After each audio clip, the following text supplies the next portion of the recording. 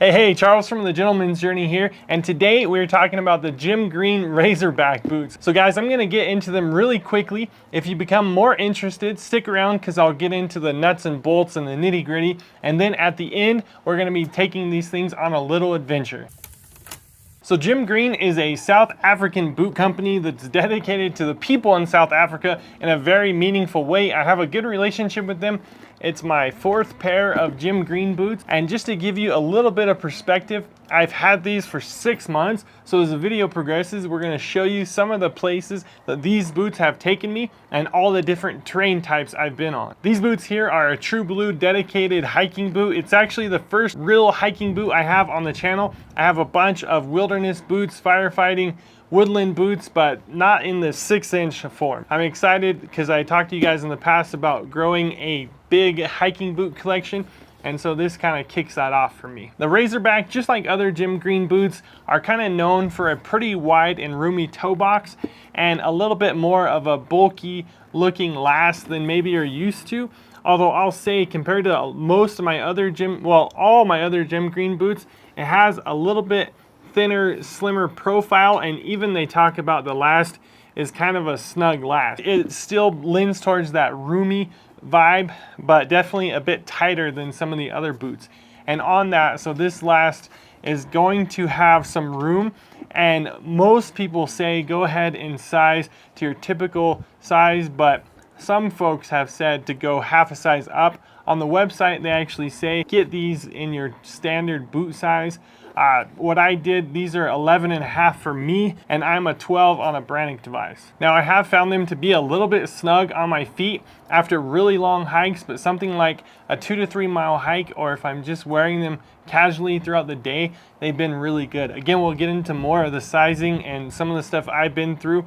As we get into it, I'll talk about the break-in process, but just right out the gate, that's kind of my thought is it could be a little bit roomier, so maybe half a size up. But when I took the liner out, a lot of guys talk about removing the liner to have more room. It just didn't look as comfortable of a boot without the liner, so I don't think that's the direction I want to go long term. The leather on these boots is going to be a full grain leather, and then the inner liner is going to be a calfskin leather. So guys, this boot is built to be very water resistant, not waterproof, but it's good for all your hiking, maybe chores on the farm or ranch, or just regular work. Certain people wear these even for the different trades, but that's gonna keep out a lot of the moisture and a lot of the gunk. It does have like a half gusseted tongue.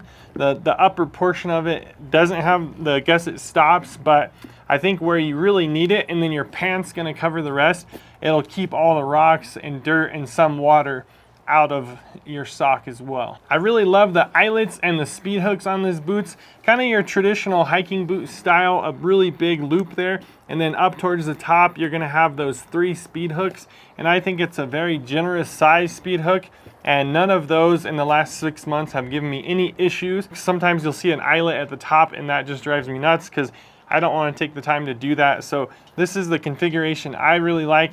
You'll see a nice padded collar here, and then a bit of a tab to help you pull it on. It's going to be constructed with the stitch down welt, and so your average cobbler is going to have no issues resoling this. That's the good thing about a lot of Jim Green boots. They're completely reconstructible, and again, your average cobbler is going to know exactly what to do with those. So that has been proven to be a very strong welt, if you will. The stitch down model is really good. You'll see a lot of brands given their own hand at it. Thursday Boot Company is trying it, but of course all the Pacific Northwest brands have been doing that for ages. So we trust that, and again, it adds to the waterproofing and it adds to that. But honestly, I have in the 6 months had no separation, so that the boot is going to be stitched down to the midsole, but then the actual rubber outsole is going to be glued, and there's no separation there.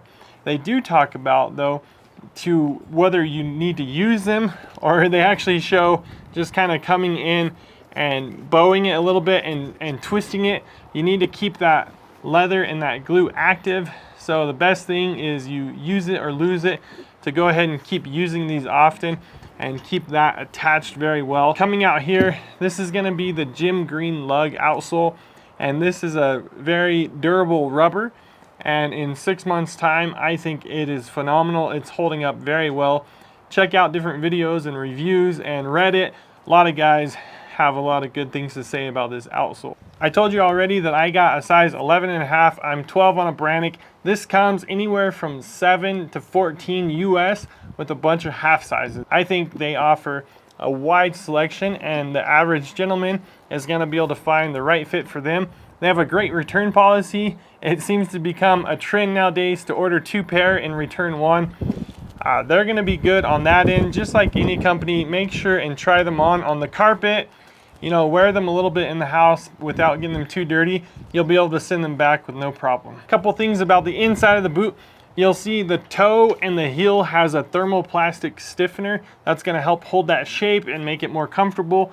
Along with that, in the insole here is going to be a steel shank. That's going to give you some more support for all those long hikes that you go on. As I talk about the break-in process over the last 6 months, I want to take you guys back on some of the adventures that I've been on.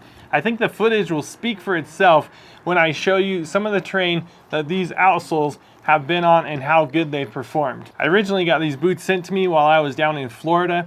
I got 2 other boots though. I had the African Ranger in the barefoot option, as well as the Stockman. I have had in the past the Noomzon, so I have a bunch of experience with Jim Green, but that's where I started wearing these boots originally. After getting out of Florida, we went up to Alabama, where I continued to test these boots. Then I made my way home over to Colorado, where I was up in the mountains testing out the Malhar 2 tent. Bunch of walking around, stooping down low, setting up tent stakes, and these boots perform very well. I went back to that same area in Colorado, built my first ever bushcraft shelter. I carried some 50 logs around, sawing, bending down, stooping. It snowed off and on, and I checked my steps that day, and it was over 18,000 steps. So really big day and a lot of work in these boots. Then I made my way over to Oklahoma, where I took my dog with me on a 2-mile hike up to a backpacker's shelter. It was raining and pouring the entire time. A couple creek crossings and just a lot of moisture all around, and I can tell you my feet were very dry from that, and I was shocked. A lot of slippery terrain, and I felt very firm step after step in these boots. Then we quickly made our way over to Arkansas, where I hiked another 2 to 3 miles in and built a shelter on a rock face. It was shelly, loose rock everywhere, so it was hard to get traction. I thought these boots did very well. The next morning, woke up and hiked back down, met up with my wife, where we went to Pedestal Rock and King's Bluff. We did several miles later that day, different rock formations and all kinds of fun stuff over there in Arkansas. A little bit after that, we went back south to Texas, where I hiked 2 miles in and built a little shelter out of a shower curtain. The interesting thing about that story and all these others is I always have a backpack on me when I'm hiking, so I'm already a heavy guy, and then I had a 50-something pound backpack. I actually did weigh at one time, and it's unbelievable how much I carry. Between all my gear and the camping stuff and my camera and the dog's food and water, it weighs up pretty quickly. I then took off on a trip with my wife over to Alaska. Now, when I wasn't wearing my muck boots, I had to buy a pair of muck boots on that trip. I'll be doing a video on those later. I was wearing these, and we went anywhere all around the Kenai Peninsula, down to Homer, different places off to Exit Glacier. So these boots have actually been pretty close to a glacier, and a bunch of different hiking. I did take my Chelsea boots, my Jim Green Stockmans, on the flight. That way, when I'm going through the airport, I could take them on and off pretty easy. Guys, these things performed well up in Alaska. And then lastly, the biggest adventure that these boots have been on, we got back to Colorado, decided to rent a backcountry cabin, and it was a 4-mile hike. It kind of looked like kind of a dusty forest road. It ended up being completely sand. So we hiked 4 miles on sand one direction, so 8 miles total. And I gotta tell you, that's where these things really started to give me some blisters. I found out that that portion where they're just a little too small did give me issues on that trip. My wife was wearing oboes and she didn't have the issues. Hers are broken. These were long broken at that point. So that's what I was getting at. You know, along the way, I did have in the heel, you'll feel a little bit of extra leather on the heel counter, and the transition from that extra piece of leather to the smooth leather, yellow leather here, that gave me a blister originally on the first week, and that went away right away. So I had a blister from that. I would say if you guys are getting a pair of these or a different boot that has that transition that you can feel in there, maybe put some boot oil or some conditioner on there before you go out. I think that'll help.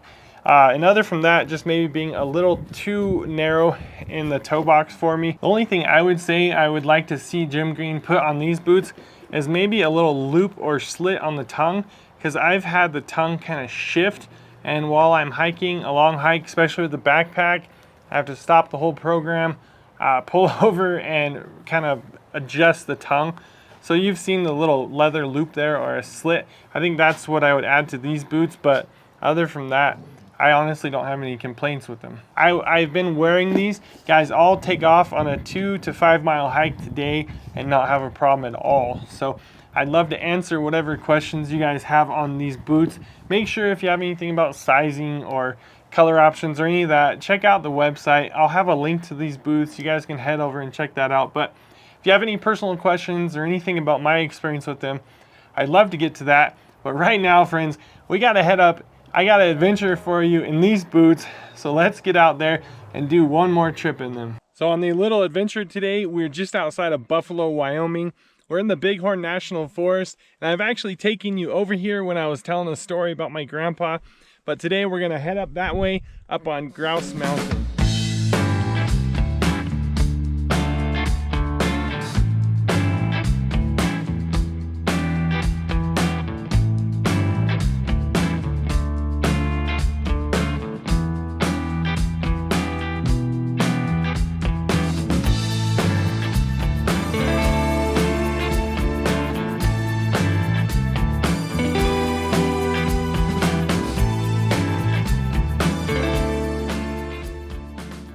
I was just checking the elevation and we made quite a gain up here, so I love it here. This is one of my favorite spots, my wife and I's. Guys, the boots are doing really well. Like I've talked about in the past, they're a little snug, so I can feel that. It's hard to tell what I would do different in the future, probably about half a size up, but honestly, I'm loving these boots. I'm on the hunt for the perfect hiking boot, so you'll probably see some more boots on the channel, some hiking boots, but honestly guys, I really think you could give these boots a go. They are so tough. I put them through everything. So I'm gonna go ahead and make my way down that way. You can see way in the distance probably my rig. So I'm gonna hyperlapse and meet up with you guys back at the camper.